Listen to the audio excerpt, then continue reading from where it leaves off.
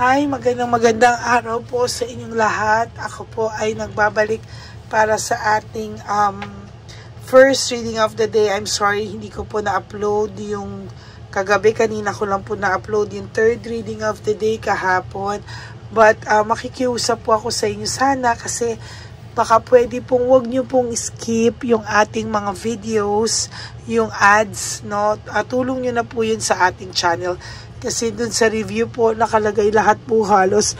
Hindi naman po lahat. May 5% pong hindi nag-i-skip ng ads. Pero 95% po ay nag-i-skip ng ads. So please, wag nyo naman pong skip. Tulong nyo na po yun sa akin. Para po sa channel natin. Para po meron po tayong mabigay na pang charity. Okay? Sa ating mga elderly, no, na umaasa sa atin. Sana po ay tulungan nyo na lang po ako. Para po makatulong tayo sa iba pong mga tao pa. Okay? So, yan po. Tingnan po natin kung ano po ang makikita natin sa first reading of the day today. Ayan. Nalungkot po ako sa report. No? Parang lahat po ay nag-i-skip halos. No, please no skipping of ads po. Parang ano nyo na po yun, tulong nyo na po yun sa ating channel para meron po tayong mabigay sa ating charity sa mga elderly.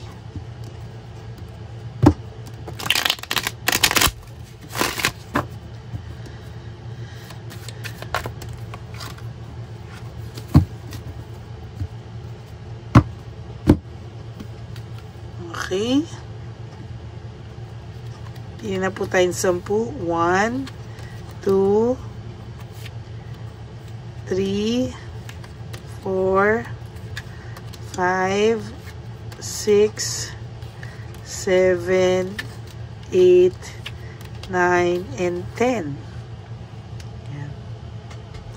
Okay, pipili naman po tayo ng isa pa po para sa isa po nating baraha. Sandali lang po Yan, bumukas po bigla yung isa kong phone dahil sa report ng YouTube. Yan.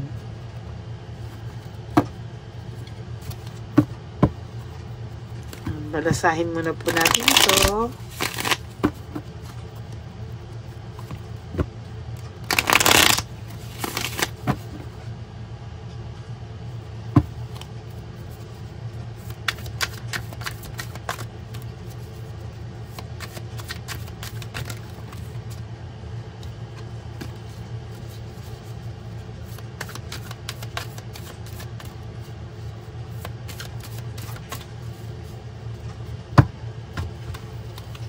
Pili po tayo ng 10. 1, 2, 3, 4, 5, 6, 7, 8, 9, and 10.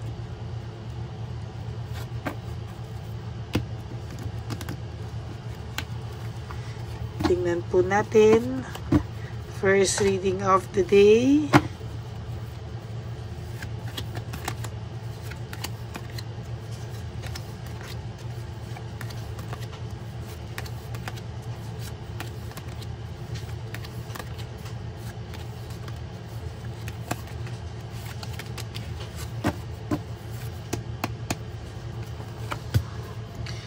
Emptiness and dependency. Ang pinaka-karma po niya o balik sa kanya ng tadhana ay nararamdaman niya po na mag-isa siya. No? Kahit po may partner siya ngayon, may current partner po siya, ang karma po niya ay nakakaramdam po siya ng emptiness or pag-iisa.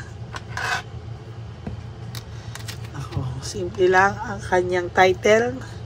Ito ang karma niya. Ito ang karma niya.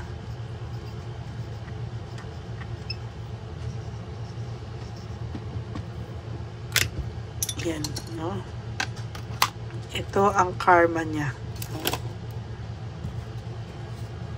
Yan, no?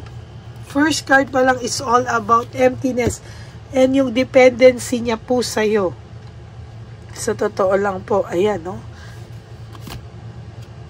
There's fear of change, playing safe. Sa totoo lang po, ayan, no,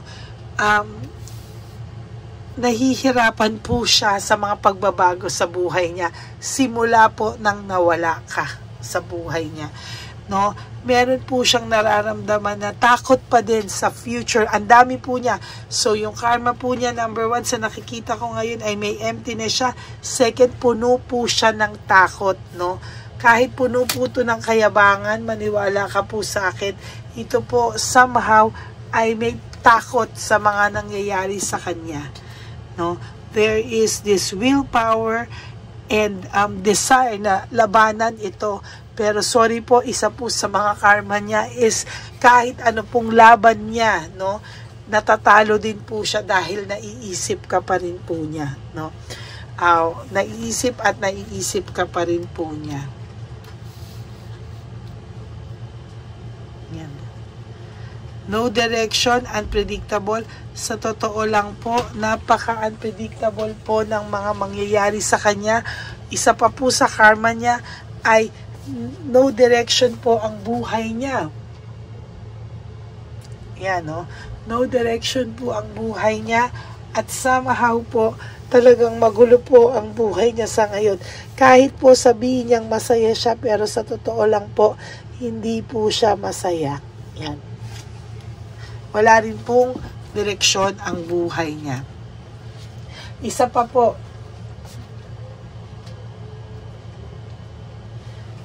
po sa nakikita ko, lagi ka pong laman ng utak nito, pero hindi ka po niya ma-approach dahil sa kayabangan or dahil po sa ego niya or pride niya. Alam niyo, isa rin po yan sa mga karma, ha, yung hindi niya po makuhang lumapit dahil po alam niyang may takot siyang ma-reject or dahil ayaw niyang makita ng mga tao na ayan, oh, ganyan po ang nangyari sa kanya.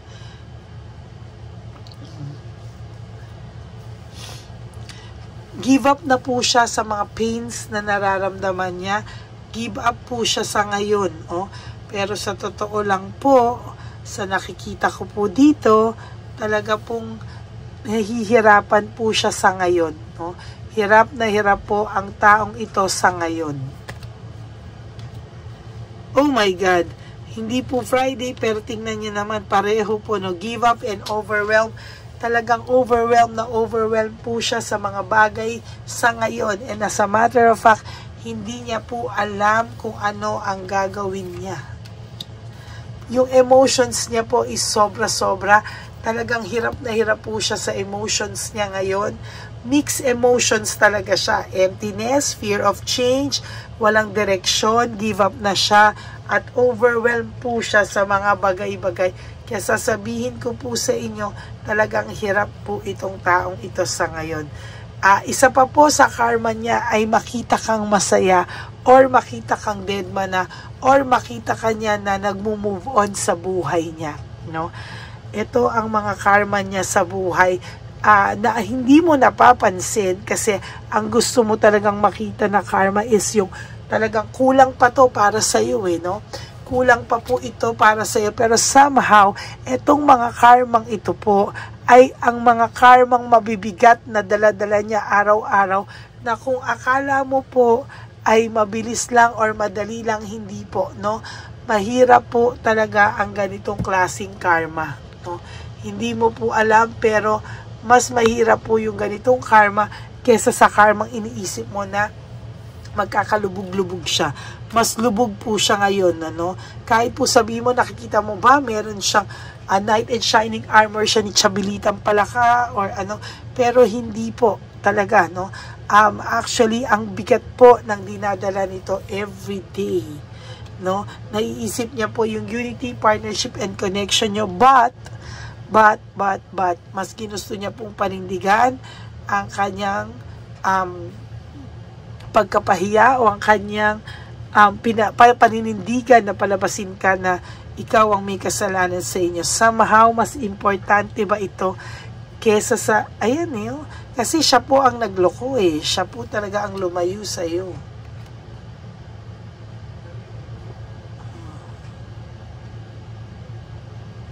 Very disorganized din po ang taong ito and very overwhelmed po siya. Hindi niya po alam kung ano po ang nangyayari sa kanya, sa totoo lang. Hindi niya po alam kung ano yung nangyayari. Hindi niya din po alam kung papaano daw yung kanyang hindi niya po alam talaga kung papaano po ang gagawin niya sa mga susunod na araw.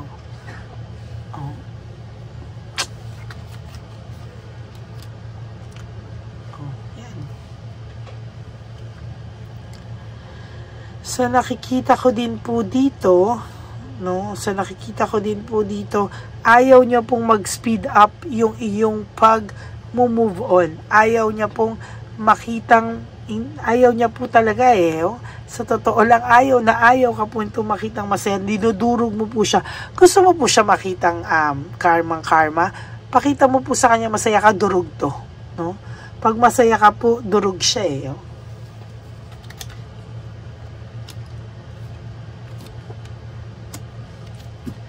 Talagang sa nakikita ko po talaga, hindi po ito matatahimik. As a matter of fact, hindi po siya matatahimik kapag tuluyan ka pong naging masaya. Yan Grabe tong taong to. Ang dali-dali naman kasing ayusin. Ayan Ay, nako. Grabe. Ay, nako. Parang ang labo po ng direksyon ng buhay nito ngayon. To be honest with you, magulo po talaga. Ayan, Dishonest. Naging dishonest siya sa'yo. Naging marupok siya. Pero ayan, Selfishness, jealousy.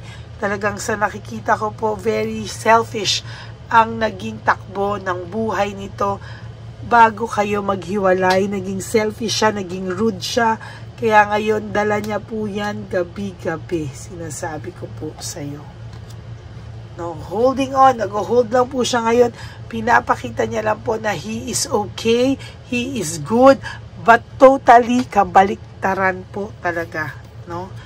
And ayan ang pinaka-karma niya. Ang pinaka-karma niya is fear, sadness, and loneliness. Ayan, talagang malungkot po ito sa totoo lang. Yan, So, yan po ang karma niya. Ito ang mga karma niyang dinadala sa araw-araw. And I hope na maging kontento muna po kayo sa karma niya dahil hindi po talaga madali ang karma na ito na dala-dala mo sa araw-araw na ginawa ng Diyos. Okay? So that's it for your first reading for the day today. I hope na mag-resonate po kayo. And if you do, please give me a like and comment down below. Pero pakiusap ko po, please. No skipping of ads. Diba? Ang commitment ko po sa inyo ay bigyan kayo everyday ng free readings and general readings kahit nasaan po akong lupalop ng daigdig. Pero pwede ko po bang mahingi ang commitment nyo na please, no skipping of ads. Please lang po. Tulong nyo na po yan sa ating mga kababayan, sa ating mga elderly na aking pong tinutulungan and some is mga kids. So please, wag nyo naman pong skip yung ads. Commitment ko po yan sa inyo at please baka pwede ko rin po mahingi ang commitment nyo na no skipping of ads. Yan lang po, So maraming salamat po sa inyong lahat. And for those of you who would like to have a private reading with me, you can message me at Ladyly Elena, that's Ladyly Elena. Nasa dulo po yan ng ating video. Diyan nyo po ako pwedeng makontak. That's my official and only legit FB account. Okay? So, maraming salamat po. At to all my Lady Elena friends, family, and subscribers, I love you all from the bottom of my heart. And for those of you who would like to give me a super thanks for this video, maraming salamat po. And I will be so grateful to each and every one of you. Yan. So, ang lagi ko pong paalala is that life is too short. Don't make it shorter by stressing yourself from all the pains and the heartaches na binigay sa inyo ng kahapon. Just surrender everything to the divine universe and just let go and let God write your life and love story. I will be back for another set of reading. Huwag po kayong malulungkot.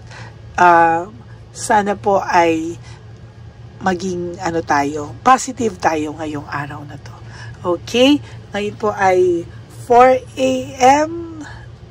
Mamaya ko pa po ito maa-upload because of na late yung upload ko. So, yun muna po ang panoorin natin. And I promise to upload this later around lunchtime. Thank you and God bless you all po. I love you all. God bless you. Bye!